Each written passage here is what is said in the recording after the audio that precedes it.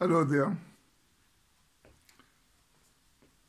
This is the second lecture on transistors,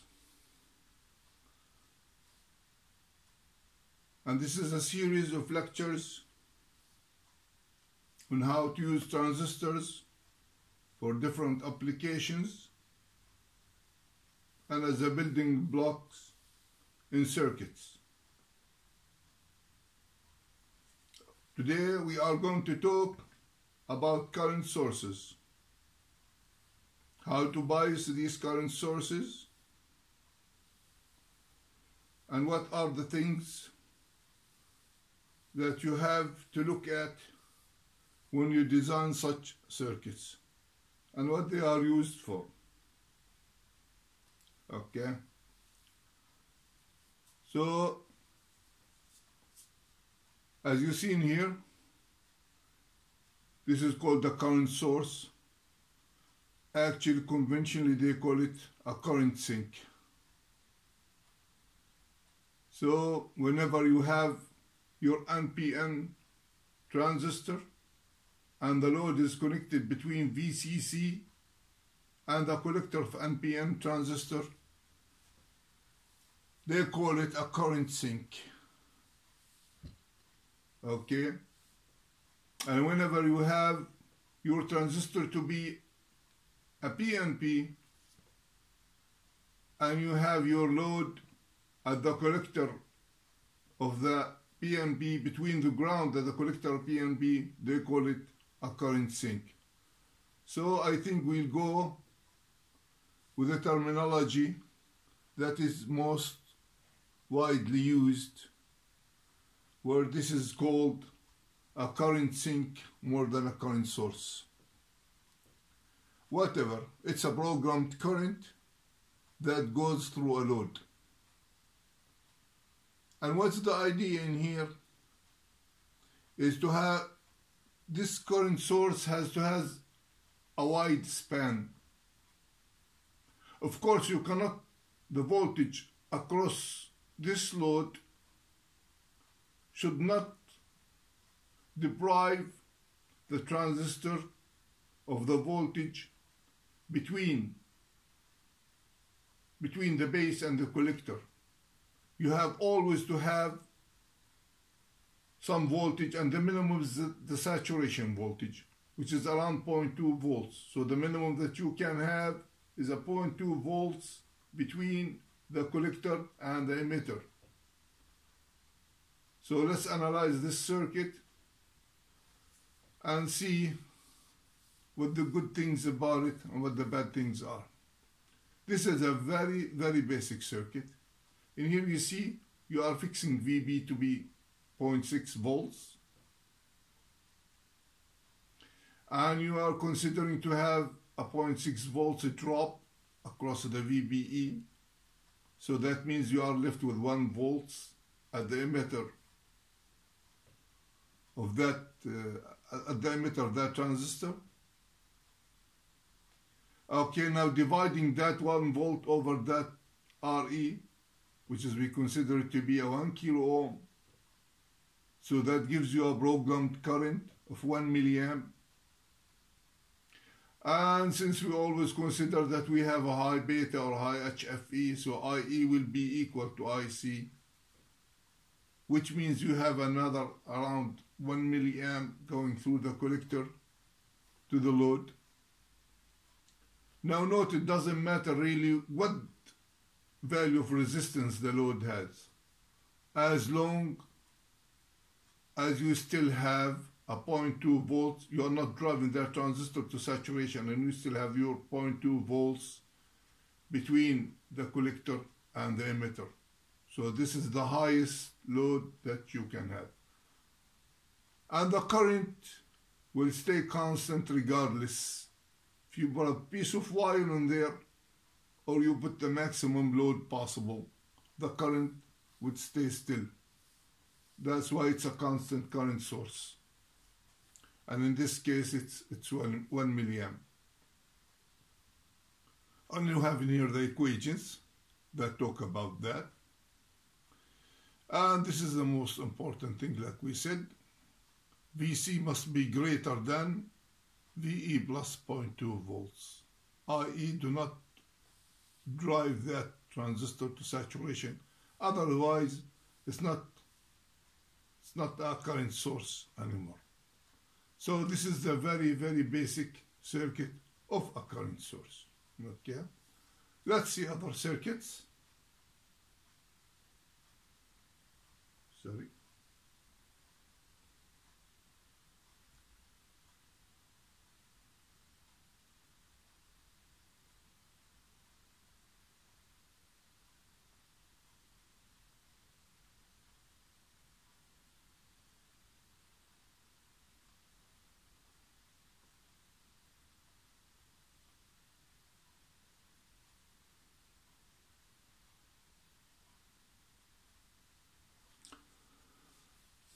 Like I said before, they are actually current sinks, but they call them current sources too.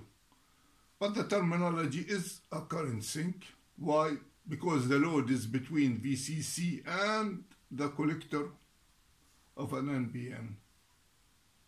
So this is a current sink.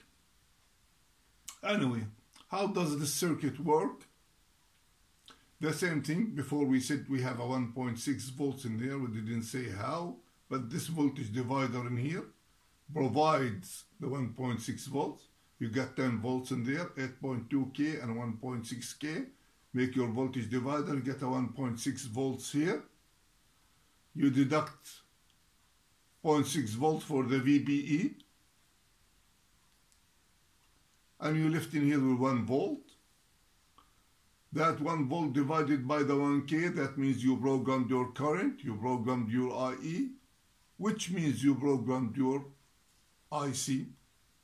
Okay, so you have 1 milliamps in here and 1 milliamps in here. Like we said before, we have a high beta in here or high HFE.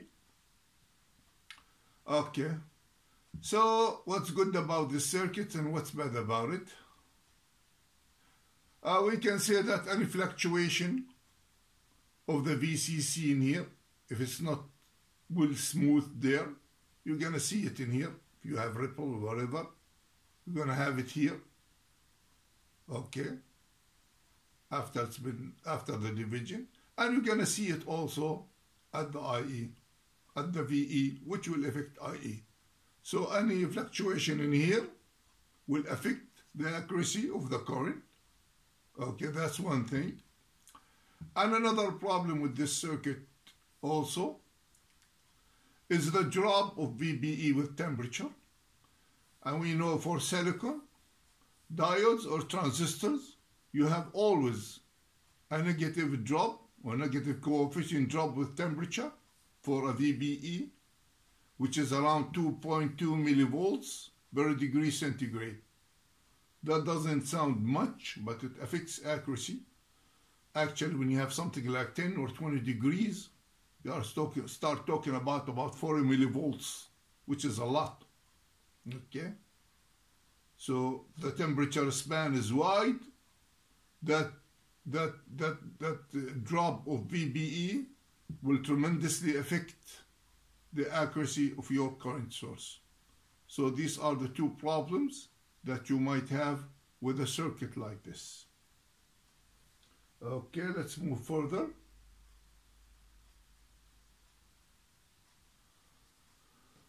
In this circuit, you have a zener in here, so that puts an end to the fluctuation that you might have on the VCC. You have a 15 volts in here, so that will affect the fluctuation. And that will improve the fluctuation of the source current with the fluctuation of the voltage, placing a zener in there as a reference.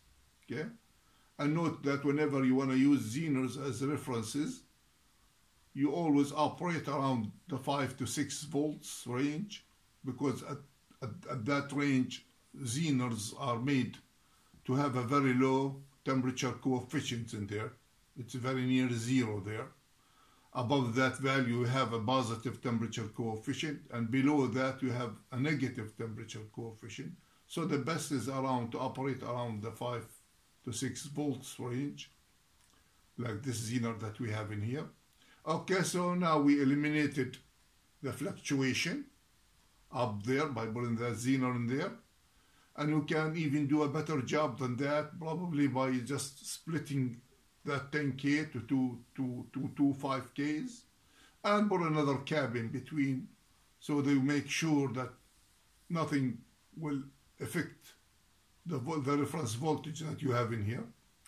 So we have 5.6 volts in there, a drop of about 0.6 volts, that leaves you with 5 volts at the emitter. The same thing, we program our current by our resistor here, by our RE. And put in a 5 volts over a 10K, that gives you around what, 0.5 milliamp. Okay. And like we said before, high beta means that IE will be equal to IC. Okay. So in this circuit, we eliminated the fluctuation, but still, any drop, any variation of temperature will affect the VBE of this transistor, which means as temperature increases, VBE will decrease, and that means the current will increase because you'll have more voltage on RE. So this is the second problem. And actually there is another problem for both of these transistors. We'll talk about it later on, which is called the early effect.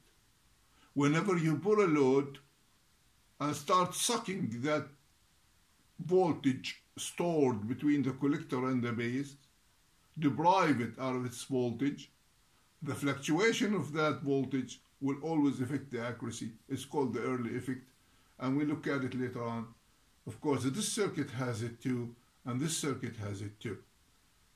That means that when you are increasing your load, the load is increasing and decreasing. That will affect the accuracy because you are playing with the voltage that is stored between the collector and the base, and that would cause the early effect.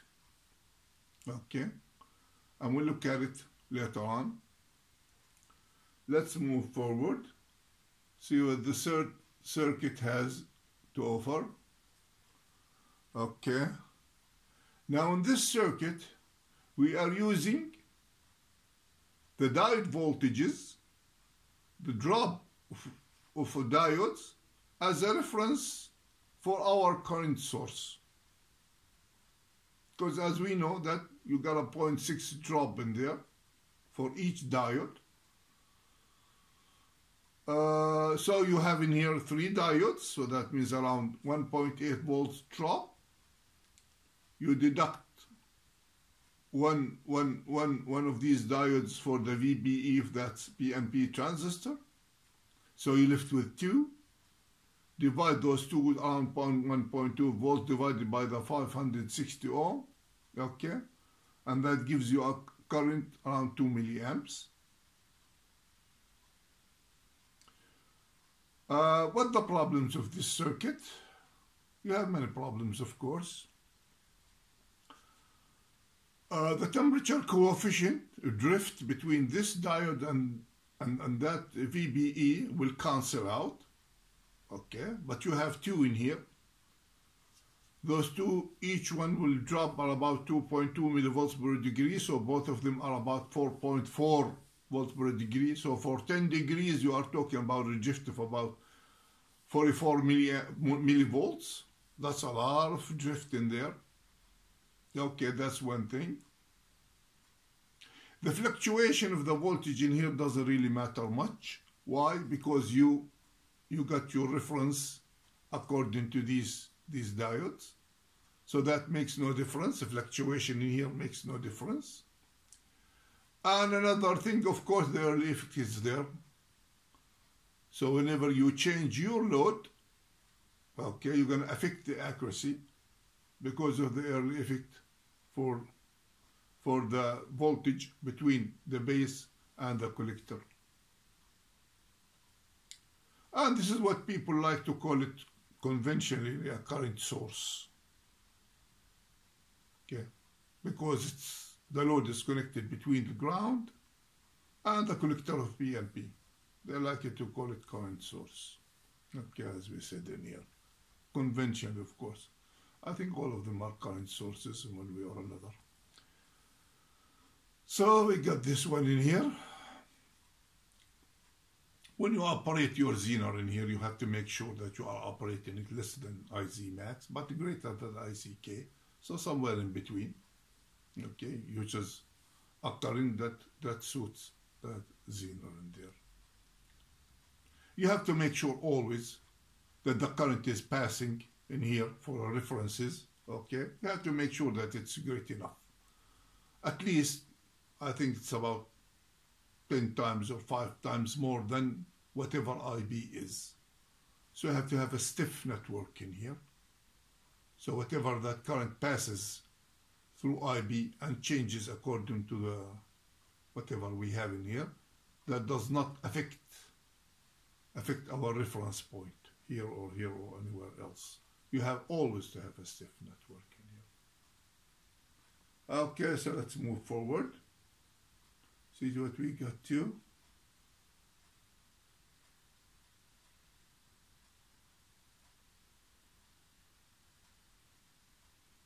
Oh, things are getting more interesting.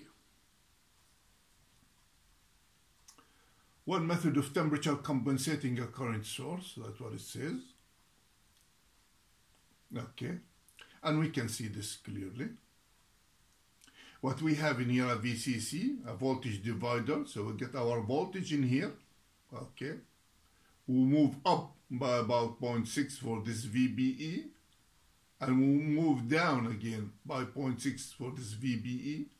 So whatever voltage we got in here, we got in here. Now what's the idea? We are compensating for the VBE. So we don't have that to drift anymore with temperature. The one that we said is 2.2 millivolts per degree centigrade. So whenever this drifts with temperature, as temperature goes up, VBE in here will decrease, and VBE in here also will decrease. So that means they are both compensating, and the same voltage, whatever you got in here, you got in here, okay? So you are compensating for the VBEs. And that we said before, you have to have a stiff network in here, okay? And the same, of course, for this one in here. And what problems does this circuit have? A fluctuation in here will affect the voltage in here, and would also affect the voltage in here. So the same thing, the fluctuation stuff. And we can do mixture of these things. You might put a Zener in there or split the resistor in there, or a cap or whatever, so you get rid of any fluctuation of VCC. That's one thing. You cannot get rid of the early effect in here, because as we see, there is a load and there is a storage tank for voltage between the collector and the base, and any fluctuation of the load will affect that voltage between the collector and the base, and that in turn will affect the VBE, of course, which will affect the IE. So this is how things work.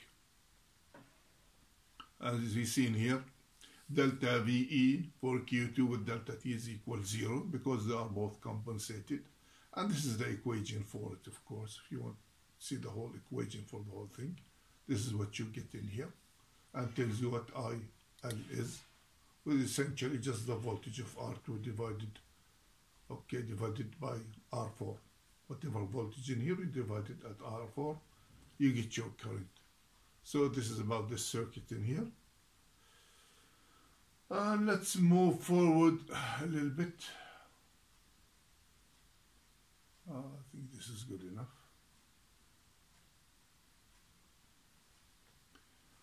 Okay, let's see this circuit. It looks interesting. What do we have in here? We have our 10 volts up there, that VCC. We have a voltage divider of multi-points. Of course, it will be stiff enough, so IBs won't affect it. You got your resistors in here to set this voltage at 1.65 volts. This at 2.4 volts, and you have your 10 up there. You put your programming transistor in here for the current, This is the programming transistor for the current, and this transistor is to drive the load. Now what the general idea in here is that you have two transistors, one to program the current and one to drive the load. And the idea that you're going to get rid of the early effect in this case. Why? Because the current is already programmed by another transistor. So whatever happens in the voltage between the collector and the base and that resistor in there will not affect the accuracy of the current. Okay? And the early effect has no effect on the circuit. Okay, let me say it this way. So how do we program the current in here? Like we said before, we have about 1.65 volts in here. You got a drop in here about 0.65 volts, so you left with 1 volt in here. That 1 volt over 1K, you get your 1 milliamp, okay? And that 1 milliamp equals the collector current for Q1, and that's the same for Q2 as an IE, okay? And you have your IB, of course, always. Your IB will be always traveling this way, okay? And so you set your current in here for the emitter. It's the same will be for the collector. And you have to note that you have to leave enough voltage for the collector of this transistor. And obviously there is.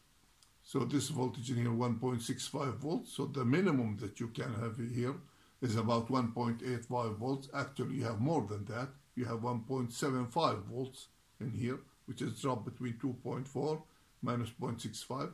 So you got a plenty of voltage for that collector to emitter voltage, more than 0.2, we got about 0.75 volts. Okay. What's the problem with circuit like this, of course? It's the deviation of VCC, which can be fixed, like we said before, with Zener's, with caps, with whatever. So the fluctuation will affect this circuit tremendously. Okay, you have to have a smooth 10 volts in there for this to work. We got rid of the early effect. Of course, this is a very good news. It's still, the drop of the VBE with 2.2 millivolts still exists, and that will affect the accuracy of this circuit tremendously. Okay? So we get rid of some things and we still have something else. That's what we have. If the early effect is eliminated, delta VBE is roughly equal 0.001 for a delta VCE.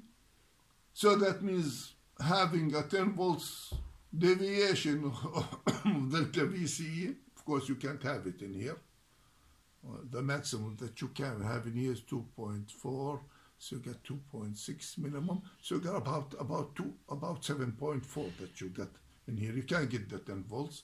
So if you get a 10 volts, just for an example, okay, that means VBE will be minus 10 millivolts. It will decrease by 10 millivolts, okay, and we are talking if we have it. We don't have it in here, but if we have it in the collector, any collector of any of these circuits that we discussed before, that will affect our VBE, and that will finally equal to a drift of about 10 microamps, okay. But for this circuit, this is solved because we have two transistors, one for programming and one to drive the load, okay. Let's see what else we have.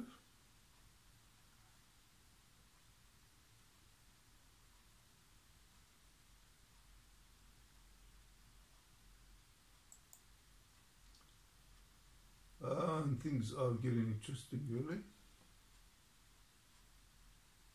Let's see what we got to. This is a very interesting circuit. Okay, so what do we have in here? Transistor VBE reference current source. The same thing in here, where you got your VBE, okay, which is around 0.6 volts, to program your current through this resistor. So using your VBE as a reference voltage for transistor, and the same thing in here is repeating itself. The same thing, we have a transistor to program the current, okay, and a transistor to drive the load. and we'll see the merit of this circuit and all the way. Now, how this circuit, by the way, it has a feedback mechanism in it. That's why it works. It has a feedback mechanism. Okay. Now, basically, how it works. Okay. Let's eliminate this part first. You get your PNP transistor in here, and this resistor is selected to be big enough to drive this transistor almost to saturation. Okay. So whenever you eliminate that, that transistor will turn on, which means that you're going to have a lot of current going through this resistor, current that will exceed the 0.6 volts needed for this transistor. So when this voltage is increasing more than 0.6, this transistor will conduct like crazy. And whenever it conducts, okay, that current in IE will pass through IC, and IC will pass through this resistor, which is R1, okay, and that means an increased current will increase this point up, and when it goes up, it will start turning off this transistor, and when it turns off, of course, less current will go through R2, okay. When this current goes through R2, the same thing will make less VBE, and so on and so forth. So this is the kind of mechanism that you got in here. Okay, you can see it in here, of course, or as you listen to my discussion or what I was saying. Numbers in here, IR2 equal 0.6 volt 2. We make it, you know, fractions of a fraction just to make it look good. So we get our 10 milliamps, okay, through IR2. And delta I over delta E equal delta V over R delta T, which is roughly equal to 2.2 volts over 62. And what I'm saying in here, that you got a drift in here. That's one of the problems that we have in here. The fluctuation of temperature effect on VBE will affect the current, because it's dependent on the VBE, and we know it's around 2.2 millivolts per degree centigrade, minus 2.2. So that means temperature increases, okay, you're going to have less voltage in here for this one in here, which means less current because it's dependent on it. So that's one problem. We don't have a problem with the fluctuation of the voltage in here. Why? Because it's based on that transistor in there, the VB of that transistor. And we don't have an Hall effect problem too. Why? Because simply we have two transistors, one as a programming and one to drive the load. So there is no Hall effect in here. But like I said, it's still IL will drift with temperature. And I don't know what else to say in here. I believe that's about it. I don't see anything else to discuss on current sources at this moment, but we're going to see a lot of current sources as we move on. I think this is a good time to end this lecture, and the second lecture will be concentrating on the biasing of transistors and so on and so forth. We're going to get more and more sophistication in this circuit analysis. I hope that was useful, and thank you all for watching.